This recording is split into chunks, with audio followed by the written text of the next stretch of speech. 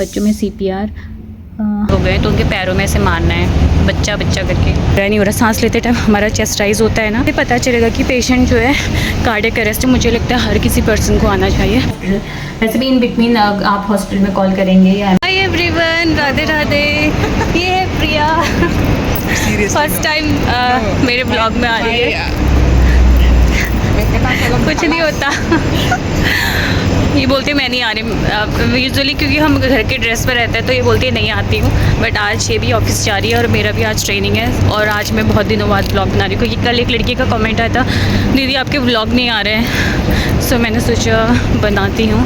Otherwise mini blog तो मैं daily बनाती हूँ, क्योंकि मैंने आपको पहले बताया कंटेंट नहीं होता, सो तभी मैं नहीं बनाती। बट आज मैंने उसका कॉमेंट पढ़ा तो मैंने सोचा आज बनाती हूँ। सो अभी मेरी 2 दिन से ट्रेनिंग चल रही है। Today is 3rd day. हाँ, 2 दिन तक तो ACLS की ट्रेनिंग थी। ACLS जो होता है एडवांस कार्डियक लाइफ सपोर्ट, और जो आज है वो BLS की ट्रेनिंग है, बेसिक लाइफ सपोर्ट। सो BLS तो मुझे लगता है हर किसी पर्सन को आना चाहिए।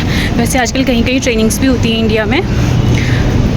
BLS में जो CPR, अगर पेशेंट कोलैप्स हो जाता है, पेशेंट मतलब जैसे कहीं रास्ते में भी आप लोग देखते हो, कई सारी वीडियोस आपने देखी होंगी, तो जो CPR देते हैं ना, तो उसी की ट्रेनिंग है आज हमारे। एवरी 2 ईयर्स में ट्रेनिंग होती है, वो रिन्यूअल करना पड़ता है, तो उसी की ट्रेनिंग है। और मुझे लगता है CPR देना सबको आना चाहिए। उसका भी एक तरीका होता है कि डेप्थ में देना है उसको, इतना कंप्रेशन देना है। सो वो होता है 100 to 120 कंप्रेशन पर मिनट हमें देना पड़ता है। और ब्रीथिंग तो पहले ये था कि हम माउथ टू माउथ ब्रीथ कर सकते हैं अगर हम हॉस्पिटल सेटअप में नहीं है, बट अब वो अलाउ नहीं है। वो आप पे डिपेंड करता है, अगर आपके कोई नोन है, अगर आप दे सकते हो तो दे सकते हैं, वरना अलाउ नहीं है। तो आप कंप्रेशन कंटिन्यू करते रहेंगे जब तक कि कोई मेडिकल टीम वहाँ नहीं पहुँच सकती।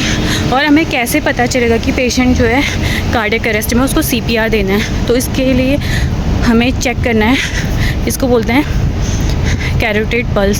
सो यहाँ से हमें चेक करना, अगर आप अपने यहाँ पे हाथ लगाएंगे, सो आपको फील होगा, जो भी नॉन मेडिकल है मैं उनके लिए बता रही हूँ, मेडिकल वालों को तो सब पता होगा। सो आपको फील होगा पल्सेशन, ऐसे धक धक करके फील होगा। सो मतलब ये पल्स है।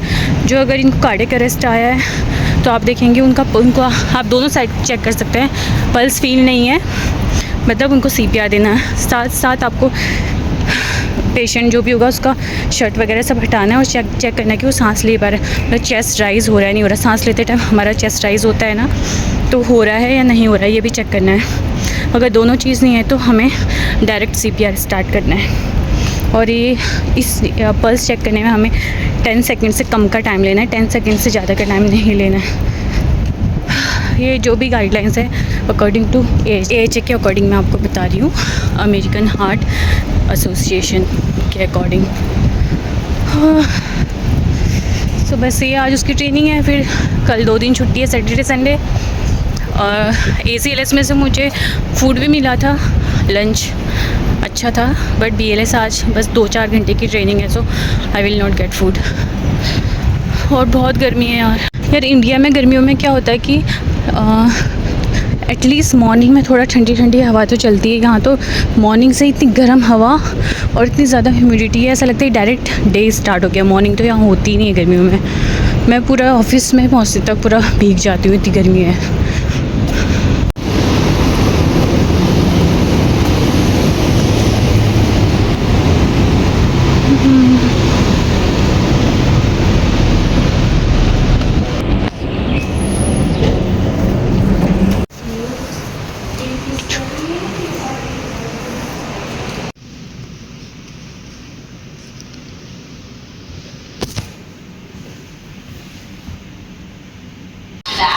Open the airway by using a head tilt, the best way to ensure that your breaths are effective. Breaths should be delivered over 1 second each, with just enough force to produce visible chest rise. Avoid excessive ventilation and pause about 1 second between each breath.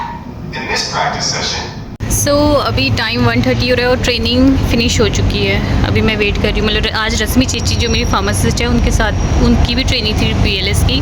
सो उनके husband उनको लेने आ रहे थे, हम उनका wait कर रहे हैं। और इतनी गर्मी हो रही है ना सच में, और मेरा अचानक से देखो दाना भी हो गया, क्या पिंपल हो गया।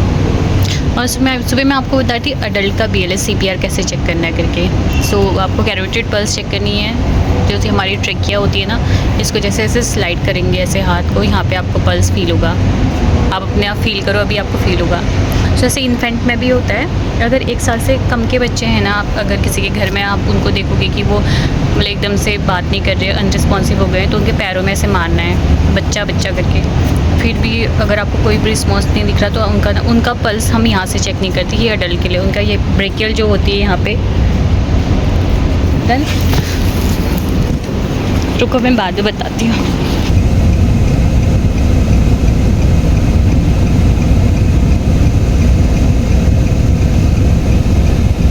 सो फाइनली मैं पहुंच चुकी रूम पे और मैं लेके आई ये मिल्क पैक ऑफ 4, क्योंकि थोड़ा सस्ता पड़ता है। अराउंड ये था ऑफ़र में 13 ग्राम का 4 ये, और ये डिटर्जेंट इसमें ये ऑफ़र में, डिश वॉशर लिक्विड।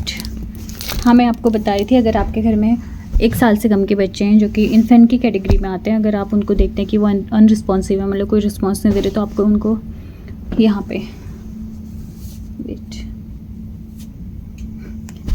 पैर में टैप टैप करना है कि बच्चा अगर फिर भी कोई रिस्पांस नहीं है तो आपको ब्रेकियल बोलते हैं इसको चेक करना है। अगर आपको कुछ भी फील नहीं हो रहा, पल्स फील नहीं हो रही है आपको, और साथ साथ आपको चेस्ट राइज भी देखना है कि सांस ले रहा है नहीं ले रहा। अगर नहीं ले रहा है तो फिर आपको CPR देना स्टार्ट करना है। बच्चों में CPR, बड़ों में हम CPR इस तरीके से देते हैं, बट अगर इन्फेंट है तो हम इस तरीके से नहीं देंगे, उसको 2 फिंगर से देंगे। अगर आप अकेले हैं, अगर आपके पास साथ कोई और है तो फिर हम उसको इस तरीके से पकड़ के देंगे। मेरे पास कुछ है भी नहीं, वेट आई विल शो। जैसे ये बेबी है, बेबी ऐसे लेटा हुआ है, जैसे ये बेबी है तो हमारे जो 2 फिंगर होंगे उसके ऊपर चेस्ट में होंगे और बाकी के जो पार्ट होंगे वो नीचे होंगे। तो इन 2 फिंगरों से हमें उसको ऐसे प्रेस करना है। 30 कंप्रेशन, बट कोई रेस्क्यू ब्रीथ आप दे सकते हैं। 30 कंप्रेशन, फिर 2 ब्रीथ आपको देना है माउथ टू माउथ। वैसे आजकल नहीं देना है जब से कोविड हुआ है, बट क्योंकि वो आपके नोन है, आपका बेबी है, तो आप उसको माउथ टू माउथ ब्रीथ दे सकते हैं। फिर तो हॉस्पिटल लेके जा सकते हैं उसके बाद। और जब बेबी 6 मंथ से ज़्यादा का हो जाता है तो हम उसको लिक्विड, सेमी सॉलिड स्टार्ट कर देते हैं। सो 1 साल तक के बच्चे को अगर आपको लगता है कि बच्चा चोक कर रहा है, मतलब जैसे होता है 6 महीने बाद जब हमें स्टार्ट कर देते हैं सॉलिड, तो अगर आपको लग रहा है कि बच्चा चोक कर रहा है, मतलब कुछ अटक गया है, तो उस टाइम पे क्या करना है, जैसे समझ लो ये बच्चा है तो उसको ऐसे, उसका सर नीचे को होगा, पैर ऊपर को होंगे, एक हाथ में ऐसे पकड़ के उसको 5 बार पीछे से टैप करना है, उसके बैक में बैक थ्रस्ट देना है, फिर उसको सीधा करके फिर 5 बार उसको चेस्ट थ्रस्ट देना है। तो ऐसा देते रहना जब तक कि आपके बच्चे के मतलब मुंह में दिखे ना कि कुछ बाहर आया या नहीं आया करके। सो मैंने इन्फेंट का तो चोकिंग का आपको बताया कैसे करना है। अगर इन बिटवीन जो इन्फेंट है अनरिस्पॉन्सिव हो जाता है, मतलब कोई भी रिस्पॉन्स नहीं दे रहा है, तो आपको CPR देना है उसको, जो मैंने अभी बताया था कैसे CPR देना है। थम ऊपर होगा, बाकी जो फिंगर्स हैं उसके बैक में होंगे, CPR देना है। सो जैसे अडल्ट में अगर किसी ने चोक किया खाते खाते, अगर आपके आसपास कोई चोक कर गया, मतलब ऐसा कुछ कर रहा है, मतलब कि उसके गले में कुछ फंसा है, तो पहले तो ट्राई करेंगे, उसको बोलेंगे कफ़ करो आप, क्या पता निकल जाए। अगर आपको लग रहा है कि वो नहीं निकल रहा है कफ़ करने के बाद भी, तो आपको उसको एब्डोमिनल थ्रस्ट और चेस्ट थ्रस्ट देना है। अब चेस्ट थ्रस्ट हम किसको देते हैं, जो या बहुत ओबीस पेशेंट होते हैं, क्योंकि हम उनको नहीं मोटे होंगे तो हमारा हाथ नहीं जाएगा, या फिर प्रेग्नेंट लेडी को भी हम एब्डोमिनल थ्रस्ट नहीं दे सकते, तो उनको हमें चेस्ट थ्रस्ट देना है। ऊपर से ऐसे टाइट करके पकड़ना है और इस तरीके से चेस्ट थ्रस्ट देना है उनको।